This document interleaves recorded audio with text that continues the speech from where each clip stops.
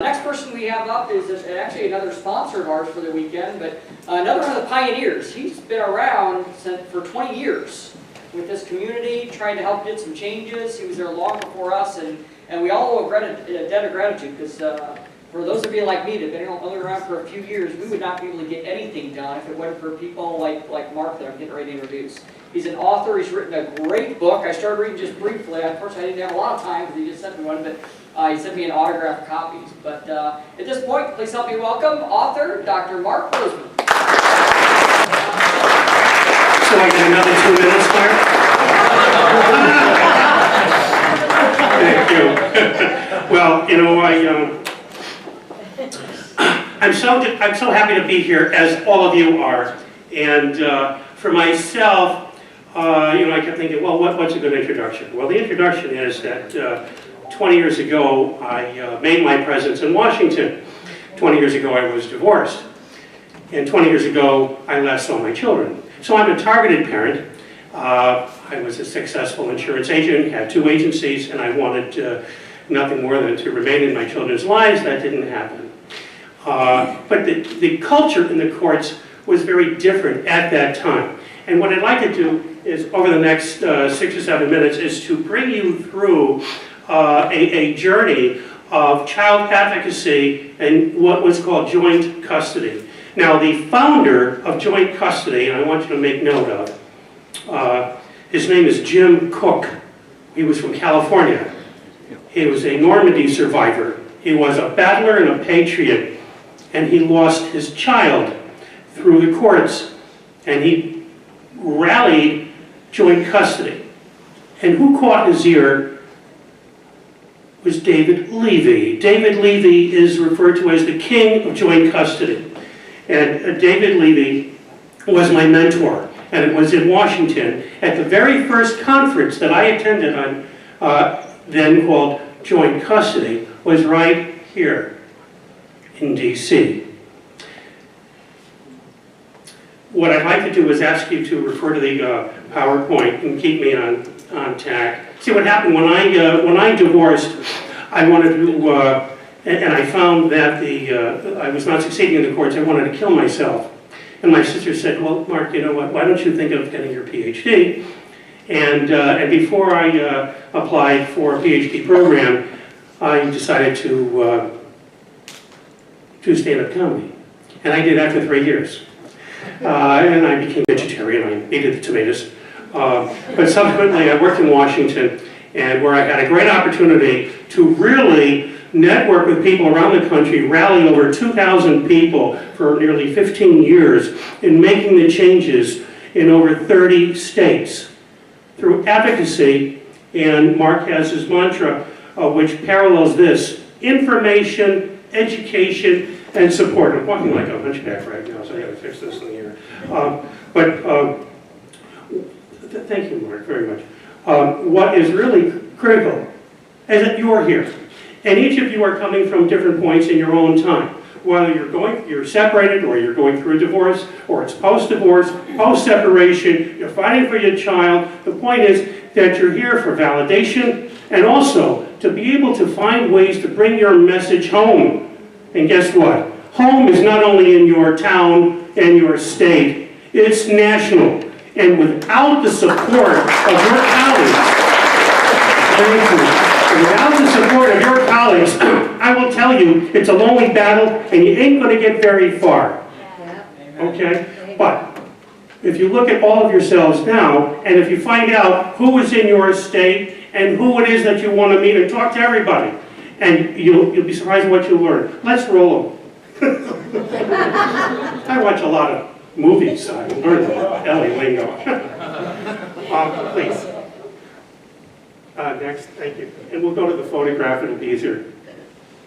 This is David Levy. David founded the National Children's Rights Council in 1985. That was the beginning of the joint custody movement. Subsequently, they changed their name within 5 years and called it the Children's Rights Council. I met David at my first conference in 1997. Actually, it was in New York City, and he was speaking about the importance of joint custody. I also met Warren Farrell at that time, who you may have read about. also an advocate for joint custody. He was the only member of the NOW, by the way, and tried to change their thinking. This is David 5 years ago with David Smith on the left. David Smith is from Maryland. He started with David an organization called the Children's Rights Trust, and trying to bring joint custody into the state of Maryland, and as you know, that has not been an easy task. That has been worked on for more than 20 years, since David founded the Children's Rights Council in 1985. In the middle of that photograph is Ruth Bader Ginsburg, who is a real advocate for joint custody on the Supreme Court. Next, please. This is a picture of one of the first legislative meetings where joint custody was brought to the Maryland legislature. Governor Glendenning presided, and there was some CRC staff there, including my mentor in the top right, Al Ellis. Al Ellis created what became the largest network of supervised visitation programs in the country. And if anyone is in court and you're advised to have, or know of someone that's advised to have joint, supervised visitation, you can fight it or you can agree to it.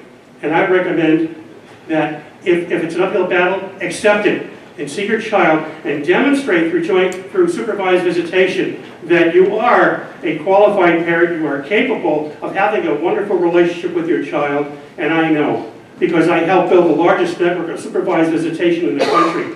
We had 40 locations throughout the country. Today, 10 years ago, as a matter of fact, I created a program called the Toby Center for Family Transitions. And it's an organization that provides multiple services for parents going through separation, divorce, and child custody. Why? Because I fought like hell for 15 years. I fought like hell for 15 years as an advocate. And I make some inroads in Connecticut, where I am from. You can tell I'm from southern Connecticut. But I'm actually from the central part, New Haven. I 10 years ago realized, you know what, I'm going to make a difference by providing services that parents need when they're in high conflict. And by doing that, I can help parents move forward and establish relationships with their children in ways that I was not fortunate enough, that people of my generation were not fortunate enough, because the culture in the courts and the culture in the states was absent joint custody, completely absent. And still, there are battles today in 20 states. But we helped bring, and I was part of it, we helped bring joint custody to 30 states in this country. And I'm damn proud of that, I'll tell you right now. And I've worked with the best people, and the best people now in 2018 are right here. Look around. These are the best people. And you got a job to do right now. And you take your vitamins, and you take care of yourself. Let's take your minutes. Please. That's my mother, Toby. My agency is called the Toby Center, named for my mother. She was a Rosie the Riveter in World War II. She was a product of Depression household in the 1920s and 30s. My grandmother opened the very first grocery store for a woman to own in Connecticut during the Depression. Can you imagine that? My grandmother was a fighter. My grandmother was a fighter. And let me, we've missed some other pictures. I guess my time is closing. But I do want to say that all that you're doing is very respectable. And under Mark Ludwig, I see David Levy. I see David's persona. And I see the leadership in a very lucid, sophisticated, aware way.